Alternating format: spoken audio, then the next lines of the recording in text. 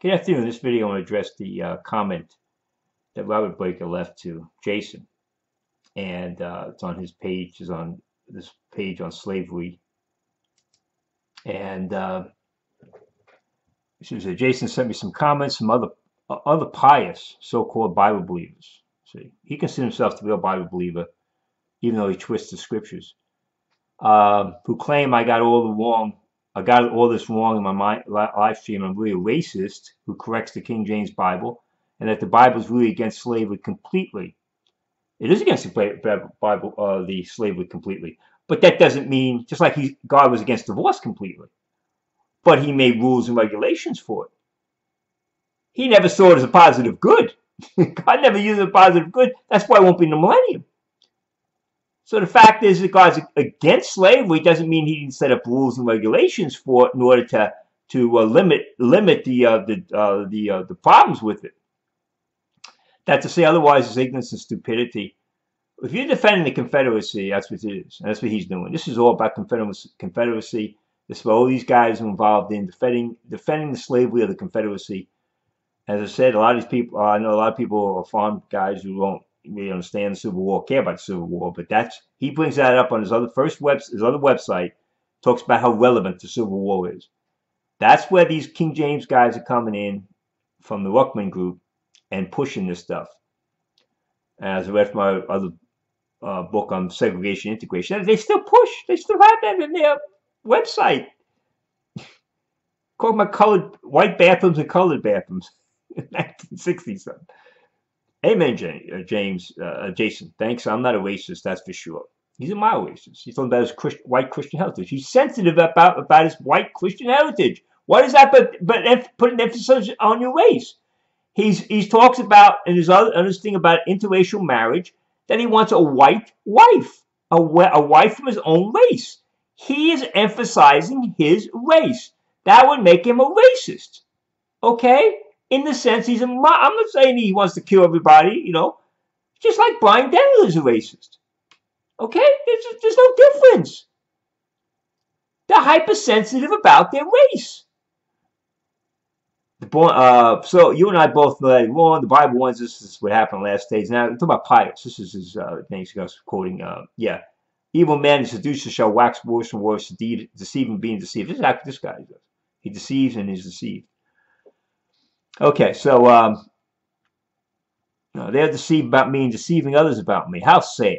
Thanks, Jason, for the email showing the comments of what others are saying, others said about me, and how they're lying to label me a racist. How sad. I think I'll present it again. They've taken my live stream video about slavery in the Bible and have tried to twist what I've said. See, everyone always twists what he says. No one ever knows what he says. He's not date setting. Everyone, he's always got plausible deniability. No one knows what this guy is saying. Or we get it wrong, we're twisting it. They are lying as they claim that I said something I didn't. I never said the King James Bible was an error or translated the words incorrectly. We didn't say you said that. You're saying that the word servant means slavery, which it doesn't. And I'm just putting a video up now in Leviticus 25, which gives you two different meanings for the word servant. A bond servant and a hired servant. So the word, every time you see the word servant, you're not seeing the word slave. And there's different words for servant besides doulos. How sad someone would lie and say I did. All I did was show that the words servant and slave come from the same Greek word in the New Testament, which is doulos. Now, the time they don't, Robert. Sometimes they do, and sometimes don't. In fact, the first time it isn't from doulos. The first time the word shows up in Matthew is from pais. So you got that wrong. But I never said the King James translated wrong in any passage. No one said you did. Except the fact that you lied about doulos underlying every time you see the word servant, you're seeing the word doulos, which is false. You're not seeing the word doulos. The other words, Greek words for servant. And the time in Revelation 18:13 for slavery, that word there isn't even doulos. But okay, so this is what these guys do. They set up an idea of what they consider. Oh, you can't go. This is what this is. I'm not changing the King James Bible. I'm just lying to you about what it says. He just told you that when you see the word servant, you see the word doulos. That is false. That's a lie. He ran to the Greek, and he lied to you about the Greek. Let's see here. And that's true. I mean, he's supposed to be, you couldn't check him. If you don't know the Greek, you couldn't check him. I checked him, and he lied. If you have any other thing, you can check up on it. Every time you see the word servant, not every time the word servant is used there is the word doulos. It's just a translation from doulos. Sometimes it's the word from diakonos. Sometimes it's the word from pais. But I never said the king. Okay, from what I'm gathering, these people attacking me claim that servant and slave are not synonyms. No, they're not. Even though they are. No, they're not. Context will tell you if a servant is a slave. In Leviticus 25, and so of course the Old Testament, we're talking about a hired servant. Sometimes you got hired servants, not slaves. That they think they have two completely different meanings. I don't see that. Well, you're ignorant. You are ignorant. Then he goes to Webster's dictionary, gives the definition of slave as servant, and vice versa. You're out of your mind. The modern connotation of servant and slavery are two different connotations now. And that's even in the Greek lexicon, they say that. So the argument is silly. No, you're the one whose argument is silly because you know what you're talking about. The Bible makes distinctions between servants, a type of servant. They want to claim that servant is only a willing person who serves others, while a slave is someone who is forced to obey another against their will. That's the modern connotation of it. That's the connotation of it. But both terms are used interchangeably in our English language. Not anymore. And you have a type of servant. You have a hired servant and you got a bond servant. And the two differences, the differences there. So he wants to say that every time you see the word servant, you're really seeing the word slave. That's what he wants. That's what he's trying to sell you on, people. And that's not even true. That's not even true in the Bible. You know, it's not true in modern English, and it's not true in the Bible, as Leviticus 25 is going to tell you.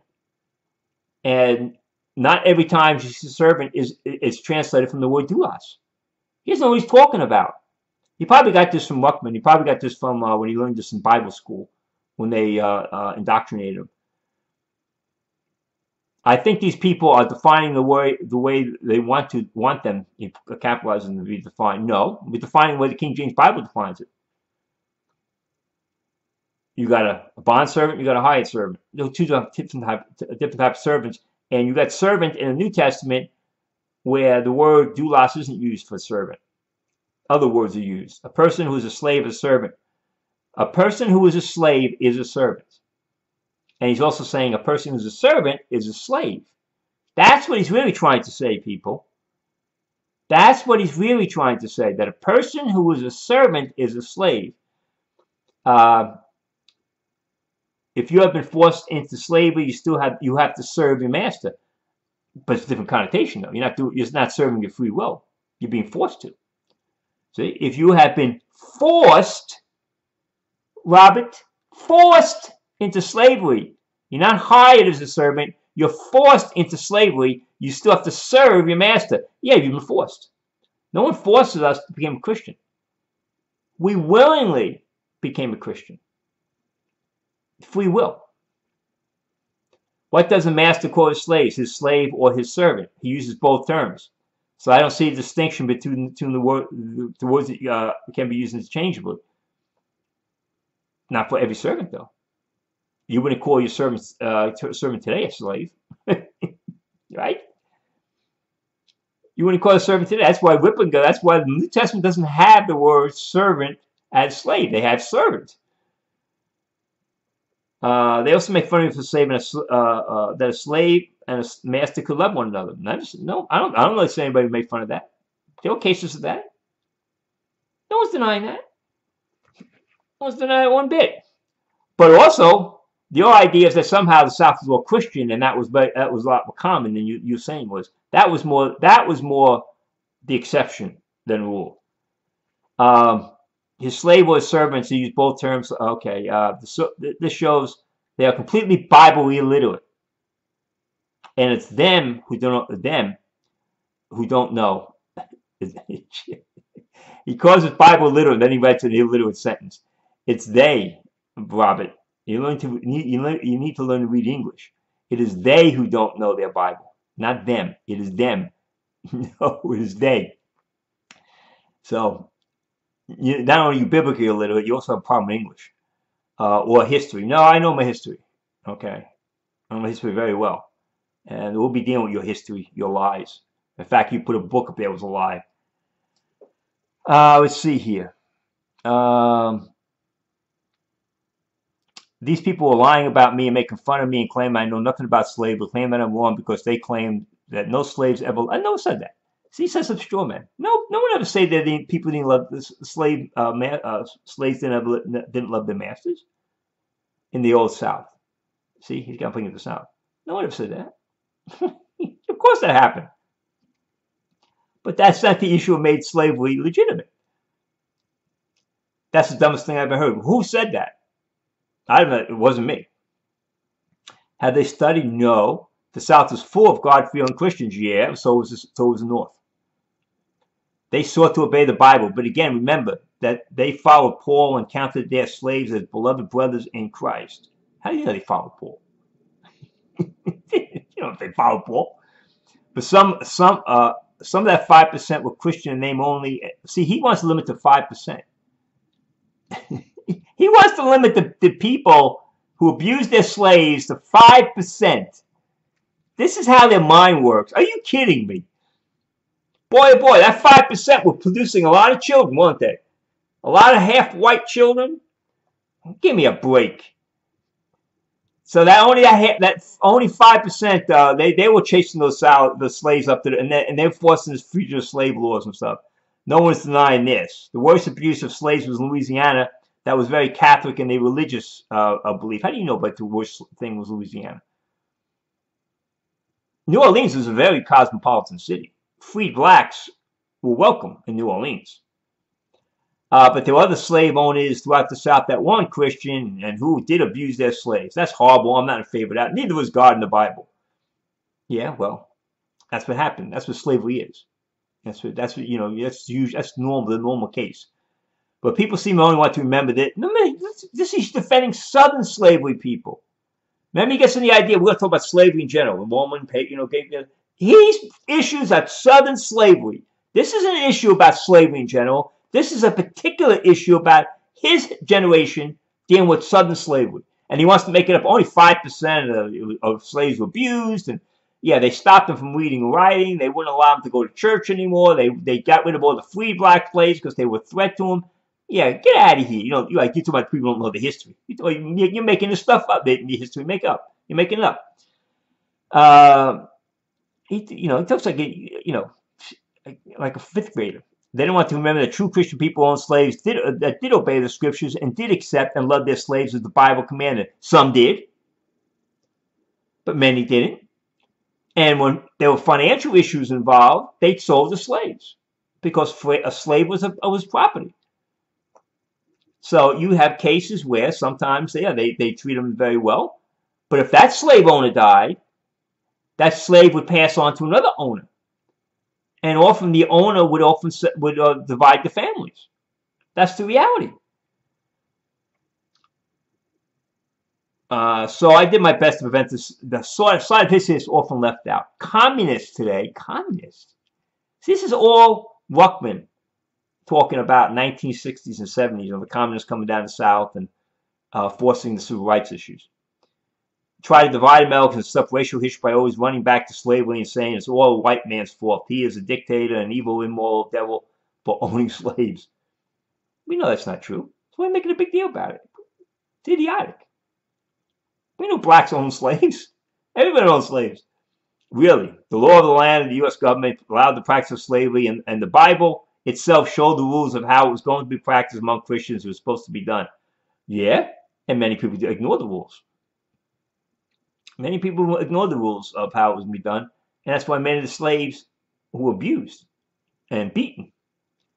Remember, they stopped teaching the gospel to the slaves. By 1840, there was a switch and a turn from slavery, seeing slavery as an evil that had to be done away with to an idea that was a positive good, and that the determination to keep the black man enslaved and justification. Again, go read The Cornerstone by the vice president of the Confederacy, and he says the cornerstone of our country, the Confederacy, was that the black was supposed to be enslaved, and the Declaration of Independence got it wrong. The black man was meant to be enslaved, and the Confederacy was doing the right thing by enslaving him. That's what the vice president of the Confederacy wrote.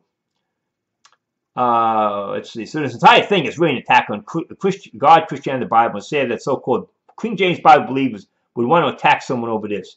No, we're telling the truth in real history, and help propagate the communist lie. Communists went around. The big issue now is globalists, not communists. That all slave owners were evil. Well, most were. I wouldn't say they're evil. They were caught in a situation. It was a bad situation.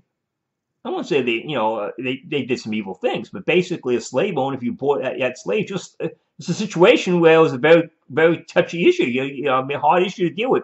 You have responsibility for the slaves. What are you going to do with them? You couldn't free them. I mean, they weren't capable of living on their own. So there was a lot of problems with the issue of slavery, of getting a way of dealing with the slaves. That's why they're trying to send them back to Africa. So understand the fact of being born into a system that allowed this practice was a very difficult issue. So we're not saying that all slave owners were evil. A lot of slave owners would want to free their slaves, and they know how, and what to do with them. When slavery itself proves that not all were bad. Yeah, we said that. Slavery was the problem. And slavery was itself a problem to the slave owner because it degenerates the slave owner in thinking the guy who owns the slaves is superior. So it's a very bad situation for both the slave and the slave owner. In fact, and he comes on here saying he'd never want to be a slave. Well, why not? Wouldn't you want to be a slave to another Christian? They treat you well. That guy who wrote the book on the 12 years he was kidnapped, 12 years as a slave, I think that's the name and title.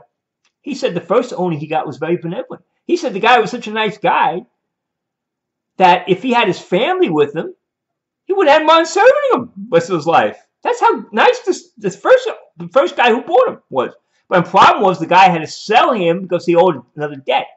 So then the guy got sold down to another slave owner who was not nice and basically just worked him. So yeah, we don't doubt there were good people in the South who were treating the slaves in a good manner. See, they set up these straw men. And both sides will set up, caricatures. That's the way you do it. But the reality is that it was an evil institution that this country was not founded on to allow to exist. The Declaration of Independence was in contradiction to slavery, and one was going to have to go. And that was the issue. And the South was willing to get rid of the Declaration of Independence in order to keep their slaves. And the whole issue began to switch when the South became hypersensitive about owning slaves because they were wealth and they didn't want to give up the wealth. In fact, many slave owners were godly Christians who treated their slaves as the Bible said they're supposed to. Yes, there were no arguments with that. Many were. But that doesn't mean that the South, the Confederacy, was defending slavery as a positive good. And no one's saying it was a positive good. The fact that you're in a bad situation and someone treats you well in a bad situation doesn't mean the situation itself is good. I mean, Joseph was treated well by his Egyptian captors, right? And the guy who bought him treated him very well, right? So, I mean, that happens. We know that. The Lord led this guy to treat Joseph very well. So this entire thing is an attack on God and Christianity and the Bible. Say the so-called Christian okay, I'm in favor of not twisting history. This is the twist history. They give one side of history and they try to manipulate it. Or willfully only trying to present one side of what happened as modern communists. What's this communist doing the story of racial hatred? Rather, we must show both sides of the story. We show both sides of the story. No one's denying that there were good relationships with a lot of slaves. And to the credit of the slaves, when a lot of the men went to fight the war in the Confederacy, they didn't take advantage of that and rebel. That's to the credit of the slaves. They felt the responsibility not to do that. So, got to give credit to the slaves, too. Yes, there were atrocities, abuses, and immoral things done to blacks during slavery in the U.S. That means the slavery itself was the problem. These guys are hypersensitive about their heritage. Okay? We're dealing with slavery and guys who want to defend it. That's the problem. And that's what Robert Blake is trying to do. Oh, it wasn't that bad. You know? Okay. In fact, okay, rather we must show both sides. Yeah, it was, they were okay, but it wasn't the norm, especially. Yeah, it was the norm. That's the big thing he says. It wasn't the norm. Oh, it was very much the norm. It was far more brutality and slavery than the other side was. People dealt gently. Frederick Douglass, an escaped slave, said in plantations they would have a man who breaks slaves. You know, the male slave. They had to break him. And they had a guy specifically trained to do that, where this guy would become subservient. That happens. That happened. They want the slave. I mean, you're forcing people to work. So you're gonna make them get, you're gonna make them do what you need to do. So why do people only want to remember the bad and not the good? Well, the good was basically very, you're trying to make the good like it was like, everything's fine. The guys took off 7 months, 7 months a year, 5 months a year to hunt and fish. Give me a break. Come on. This wouldn't have happened if they had stayed in Africa. So God can always take something that's bad and turn it to good. That's right. No question about that. And he often does so. Very true. And what happened was many blacks ended up in many Christian plantations, and they had good slave owners and cared about them and took care of them. True. That's very true. The problem was in 1640 when the cotton became with the cotton gin became an industry. It made cotton very valuable. The issue of now the problem with slaves, they wanted to multiply the slaves. The slaves, they wanted to start bringing in more, basically, and they became more valuable because of the cotton. And therefore, there was a resistance to letting the slaves go. And they hardened against the slaves, and they stopped. And there was a Nate Turner rebellion, which was very brutal, very cruel. Women and children were killed. And they became very afraid of that again. So basically, they started limiting the slaves' freedom. I mean, before that, slaves were taught to read and write and taught their Bible and evangelize. That stopped. They stopped being hardened against the slaves and began to fear them and tightening down on these things. Even witness to them, taking them to church and often accepting them in their homes. That's all very true. That all happened. No one's denying that. See, he wants to think everyone denies that. No one denies that. But he wants to say that's also the norm. That wasn't the norm. And that what was radically changed in 1640. The issue with the war was the battle, the Civil War. And I'll show you from the Southern Constitution, Confederate Constitution, was simply this. They saw, you can read the Cornerstone speech, and you'll see they saw the slavery as their right to have slaves, and they want to expand it. They plan to expand it into the territories, take whatever they want, take wherever they wanted to go, to Mexico, Cuba. That was their say this is a God-given right to enslave this one particular race. They wrote Negro slavery into their Constitution. So what Blake wants to do is go from this broad definition of slavery, which was never racial, it was basically a situation you found yourself in, like Patrick was made a slave by the Irish pirates. He got captured in war, the type of thing. Then, of course, the blacks were sold into slavery by other blacks. And it was the Muslims who took them into slavery, and then the white slave, northern ships took them to the south. So this hypersensitivity, like we don't know what, the whole facts are, but he wants to also probably pretend that, oh no, it's like, oh no, everyone was treated well, 95% were treated well. So only 5% were producing all these children, and beating slaves and stuff like that. No, they hardened, and that was the problem. The institution itself was a contradiction to the principles founded on this country, and their idea of South became more racist in the sense that they saw the black as having should be enslaved. That was his lot in life, and that's what it always ran to Genesis 9. That is the difference. Other stuff that happens. No one denies that. They felt paternal. They grew up in these plantations. They grew up with knowing these people, and certainly like a house slave, they would consider themselves part of the family. That's why you had that mentioned in Jeremiah 2:14. So that happens. He's raised up as part, almost as part of his family. But there's also a lot of abuses. You'd have, slave could be sold, and these were their own plantations owners' children. They were fathering these children. They were half white, and they were selling them into slavery. And that happened. So they wanted to say, oh no, and they said, oh, we're just these communists to come over here. No one's denying that. No one's denying that Christianity would stop many of the abuses, and a good Christian person would try to do everything he could to alleviate any of the suffering there. But there's always the threat of breaking your family up. Thomas Jefferson, he tried not to divide families, but when he died, all the families had to be split up. So husbands would never see their wives again, children would never see their parents again. That was a reality. That's the reality. But we don't like the idea is that you're going to try to change the King James Bible when we see the word servant, you see the word slave. There's a reason why the King James Bible didn't put the word slave in the New Testament, and the modern versions do. And not every time you see the word servant, you're seeing the word the underlying word is doulos.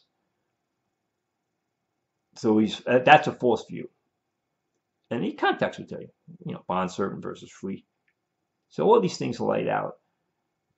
But he went up there. He started to defend this mythological view of Southern slavery, that they were just treated very well. And remember, he's got an article up there saying that the people who fought in the North were they had the King James Bible, they were Bible rejectors. They spiritualized everything. While the people in the South were all Bible believers. He gets this weird view from both sides. But worshiped the same God. They were Christians, and believe me, the North, so you had two different views, and always come up there and they say, see, the North wasn't fighting to end slavery. That's right. The South was fighting to expand slavery, and that's where they seceded when Lincoln was elected. He was elected to limit slavery because he said, I can't touch your slaves. It's constitutional. He said, I'm not going to touch your slaves. And he said that to him. But said, no, they saw where, the political path was going. So they said, no, we're going to expand slavery. They wanted to expand the territories.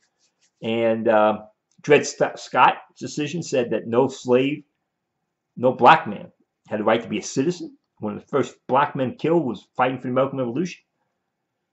So that's where the slavery was going, just hardening. And so Lincoln, the North didn't go fight end slavery because it was constitutional. They fought to preserve the Union. So you see a lot of these New York Confederates. I just an article there. Oh, the racist Lincoln, yeah, they always try to make Lincoln like a racist, because sometimes you use the N-word and stuff. It wasn't a common word back then. So, see that? He's a racist. Well, his idea is, say, look, just because I don't live with the people doesn't mean I want to slave them either. So his idea was, look, they should have a right to eat their own food from the products of their own labor. Every person should have that right. And so his view was, look, this is the Constitution says you can keep your slaves, but we're going to stop you expanding into territories. That's what they were fighting. The South was fighting to expand slavery as a good, as their right to do so, and to enslave one particular race, the black race, as they wrote into the Constitution, as opposed to Lincoln. Initially started the war, fought the war in order to keep the Union together.